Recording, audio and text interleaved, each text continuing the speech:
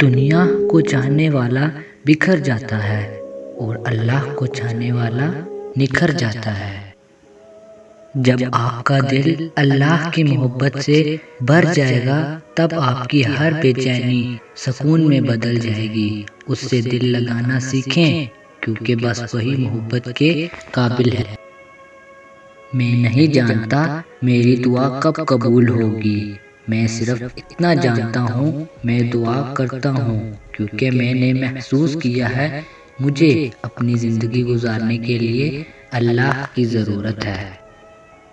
اللہ کی محبت کا سفر بہت حسین ہے۔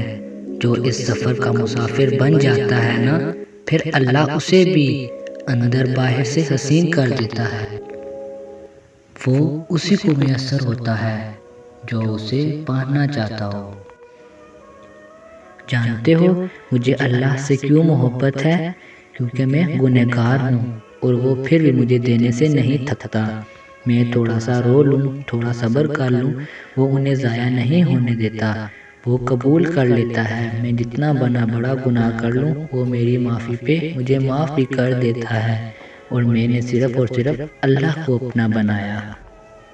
اے اللہ میرے دل کو اپنے ساتھ لگا دے، مجھے مایوسیوں کی راہوں سے دور رکھ اور مجھے استقامت عطا فرما یہاں تک کہ میں تجھ سے آ ملوں۔ اور پھر جب آپ کا رب آپ کو دنیا کے کروڑوں لوگوں میں سے اپنے لیے چن لے تو آپ کا فرض بنتا ہے ساری دنیا کو چھوڑ کر اس کی طرف دوڑیں، اس کے ہو جائیں اور اپنے رب کی محبت کا فرض ادا کریں۔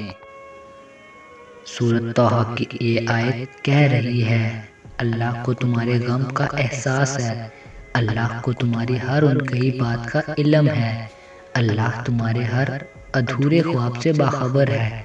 وہ درد میں پڑے اپنے بندے کو یوں نہیں چھوڑتا، وہ بس ان ٹوٹے دلوں کو سجدوں میں لگا دیتا ہے، ان روتی آنکھوں کا سکون دعاؤں میں لکھ دیتا ہے، اور جو دل سجدوں میں کن کے منتظر رہتے ہیں ان کے لیے خدا کی محبت مثالی ہوتی ہے۔ جب تم یقین کے ساتھ اس کے روبرو دعا کے لیے ہاتھ اٹھاؤ گے تب اسے المجیب پاؤ گے۔ ضروری نہیں کہ دکھ ہی اللہ کے قریب ہونے کی وجہ ہوتے ہیں، کبھی کبھی اللہ کو تمہاری کوئی بات ایسی بھی پسند آ جاتی ہے جو وہ تمہارے دل میں اپنا خیال ڈال دیتا ہے بنا تکلیف دکھائے۔ ضروری نہیں ہوتا کہ دکھ سجدہ کرنے پہ مجبور کرے، جس کو اللہ خود بلانے کا ارادہ کر لے اس کے لیے کیا غم اور کیا خوشی، وہ دل اللہ کو ڈھونڈ ہی لیتا ہے۔ کبھی کبھی میرا دل کرتا ہے میں لوگوں کو پکڑ پکڑ کر اللہ تعالیٰ کے پاس لے جاؤں، میں انہیں بتاؤں کہ وہ کتنی محبت کرتا ہے آپ لوگوں سے۔ وہ کہتا ہے کہ آؤ تو صحیح لیکن ہم جاتے نہیں، وہ کہہ رہا ہے مجھ سے مانگو تو صحیح، ہم مانگتے ہی نہیں ہیں۔ کیسا پاگل پن ہے بھلا یہ، وہ جو ہر چیز پر قادر ہے وہ کہہ رہا ہے مانگو مجھ سے میں دوں گا۔ کیسے بدبخت ہیں ہم، دنیا سے مانگنے لگ جاتے ہیں جبکہ دنیا والے دے کر احسان جتلاتے ہیں، اور وہ رب العزت جو رب العالمین ہے وہ دے کر پھر بھی مانگنے کا کہتا ہے۔ نہ وہ رسوا کرتا ہے اور نہ ہی رحت کرتا ہے۔ چلو چلیں اپنے اللہ سے دوستی کرتے ہیں۔ ایک میری محبت ہے، ایک اللہ کی محبت ہے، اور اس کی محبت ہر شے پہ باری ہے۔ میں اس کی محبت کرتا ہوں، یہ میری محبت ہے۔ وہ عبادت کی توفیق دیتا ہے، یہ اس کی محبت ہے۔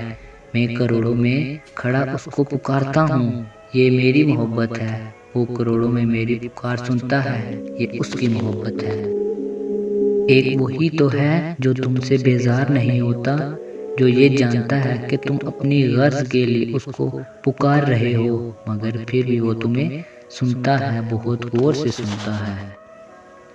خدا تم سے بہت محبت کرتا ہے، اس بندے کی اوقات کیا ہے جو تم سے نفرت کرتا ہے؟ لوگ کہتے ہیں دل میں اللہ کا خوف ہونا ضروری ہے، اس وجہ سے ہم انسان غلط کاموں سے بچ جاتے ہیں، لیکن میں کہتا ہوں دل میں اللہ کے لیے اتنی محبت ہونی چاہیے کہ اسے ناراض نہ کریں کہ ڈر سے ہم انسان غلط کاموں سے بچیں۔ مگر ضروری نہیں کوئی تہجد پڑھتا ہے تو وہ کسی انسان کی محبت ہی مانگتا ہو، کیونکہ وہ جو اللہ ہے نا، اس کی محبت میں بڑا سکون ہے۔ اور پھر تہجد کی توفیق تو جناب انہیں ملتی ہے جنہیں اللہ کو راضی کرنا ہوتا ہے۔ اگر وہ سب مکمل کرنے لگے تو کون سی غرض تم کو ستائے گی، کون سا دکھ تم کو تہجد تک لائے گا، کون سا کرب پھر تم کو سجدے کرنے پر مجبور کرے گا، تم تو بھول جاؤ گے اس کو۔ یاد رہے کہ محبت الہی فرض ہے، ترک دنیا سنت ہے، ترک نفس مستحب ہے اور شیطان کی مخالفت واجب ہے۔ یہی وہ علم ہے جس کے متعلق حضور علیہ السلام نے فرمایا، علم حاصل کرنا ہر مسلمان مرد و عورت پر فرض ہے۔ اگر آپ کو میری یہ ویڈیو اچھی لگے تو اسے زیادہ سے زیادہ لائک اور شیئر کریں۔ شان سے جئیں اور اپنوں کا مان رکھیں۔ Until next time، اللہ حافظ۔